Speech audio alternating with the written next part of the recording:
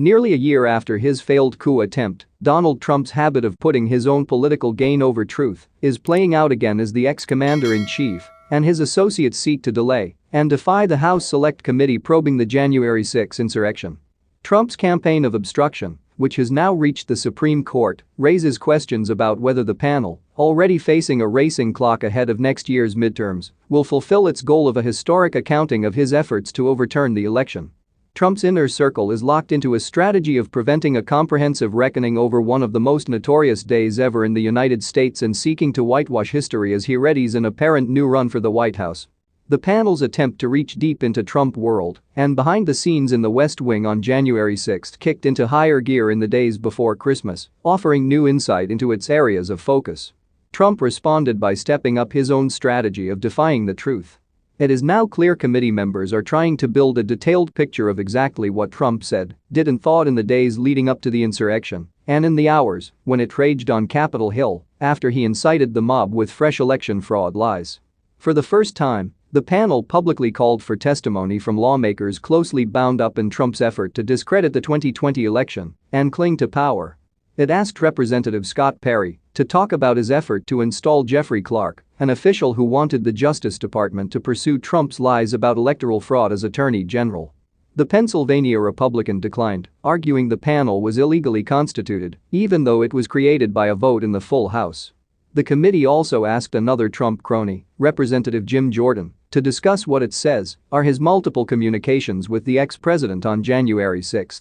The Ohio Republican has yet to respond, but his loyalty to Trump and fierce attacks on the committee suggest he's unlikely to be a cooperative witness. Committee members could soon face the decision of whether to subpoena Perry and Jordan, a move that would be certain to further worsen incendiary relations between Democrats and Republicans in the House. The Democratic-led body has already sent criminal referrals to the Justice Department dealing with two witnesses who refused to submit to subpoenas: Trump political guru Steve Bannon, who has already been indicted, and former White House Chief of Staff Mark Meadows. There are also new insights emerging from court documents involving Trump spokesman Taylor Budowich, which show that the committee is expanding its investigation into the financing of pro-Trump rallies leading up to the riot, including the one in Washington, D.C. on January 6 at which the then-president told his supporters to fight like hell and which evolved into the insurrection. Trump associates who don't want to testify are relying on his expansive claims of executive privilege, which many legal scholars view as dubious, to avoid saying what they know about the Capitol insurrection.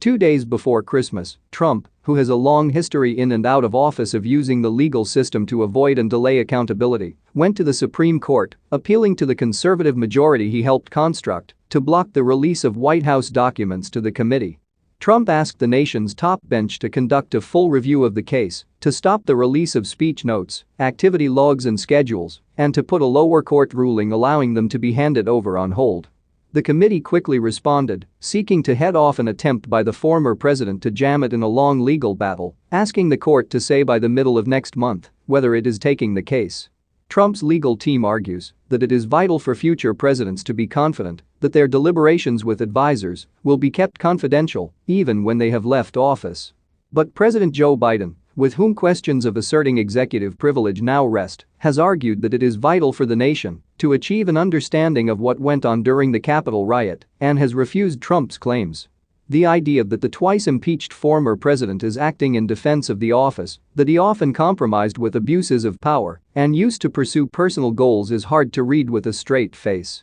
But it threatens to unleash a constitutional wrangle that could frustrate the committee's attempts to clarify Trump's intentions and actions on January 6.